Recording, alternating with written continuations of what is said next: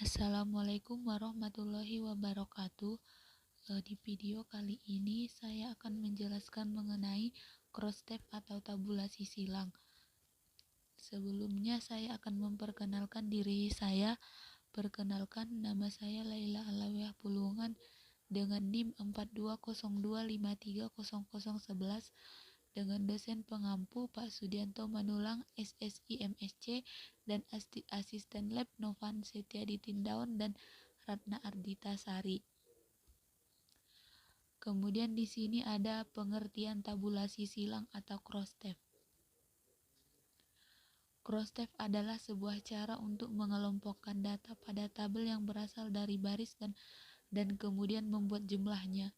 Analisis tabulasi silang atau cross step merupakan metode analisis yang paling sederhana, tetapi memiliki daya menerangkan cukup kuat untuk menjelaskan hubungan antar variabel. Cross step ini merupakan salah satu analisis data kualitatif yang berskala nominal dan digunakan untuk menampilkan tabulasi silang atau tabel kontingensi yang menunjukkan suatu distribusi bersama, deskripsi, statistik, bivariat, dan pengujian terhadap dua variabel atau lebih, terutama variabel dalam bentuk kategori.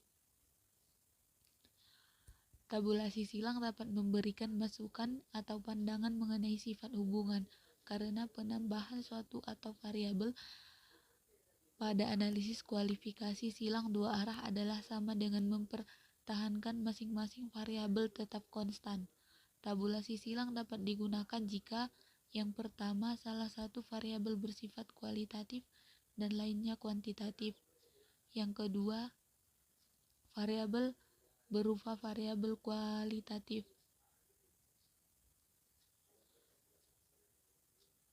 Kemudian sisi atau kolom sebelah kiri dan baris atas menyatakan kelas untuk kedua variabel yang digunakan.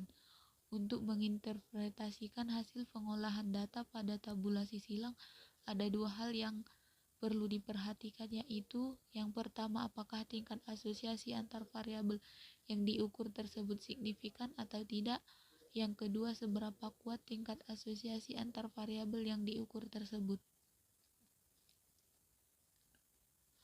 Kemudian di sini ada kegunaan variabel pada tabulasi silang, yaitu kegunaannya variabel yang dipaparkan dalam suatu tabel tabulasi silang berguna.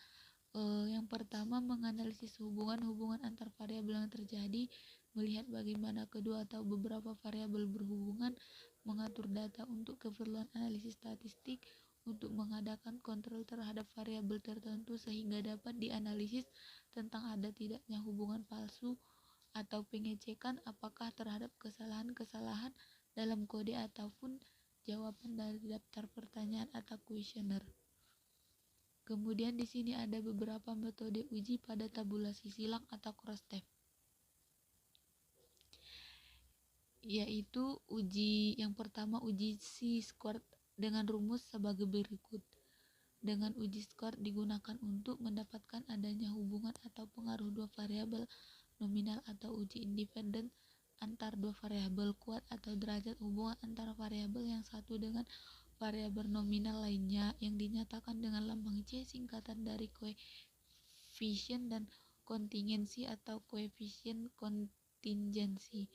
Menaksir simpangan baku, menguji homogenitas, menguji proporsi atau data multinom, menguji kesesuaian antara data hasil pengamatan dengan metode distribusi dari mana data itu diduga diambil, menguji metode distribusi normal berdasarkan data hasil pengamatan. Kemudian yang kedua ada uji direction measures, bertujuan untuk mengetahui kesetaraan antar hubungan variabel. Yang ketiga, uji statistik measures, bertujuan untuk mengetahui hubungan antar setara berdasarkan C-squared. Yang keempat, uji kontingensi statistik, digunakan untuk mengetahui koefisien kontingensi kolerasi antar dua variabel. Yang kelima, uji lambda, berfungsi untuk melihat seberapa besar kemampuan suatu variabel mempengaruhi variabel lainnya. Yang keenam, uji V and Smart V untuk menghitung koefisien V dan varian Stramer. Yang ketujuh, uji Goodman-Kruskal digunakan untuk membandingkan probabilitas error dari dua situasi. Kemudian di sini ada manfaat cross-step. Yang pertama, membantu menyelesaikan penelitian berkaitan dengan penentuan hubungan antar variabel atau faktor yang diperoleh dari data kualitatif setelah melalui uji statistik. Yang kedua, menentukan besarnya derajat asosiasi atau hubungan kuat atau lemah. Yang ketiga, dapat menentukan variabel dependen atau terikat dan variabel independen bebas dari dua variabel yang dianalisis. Baik, langsung saja kita pada aplikasi SPSS. Nah, di sini sudah ada data.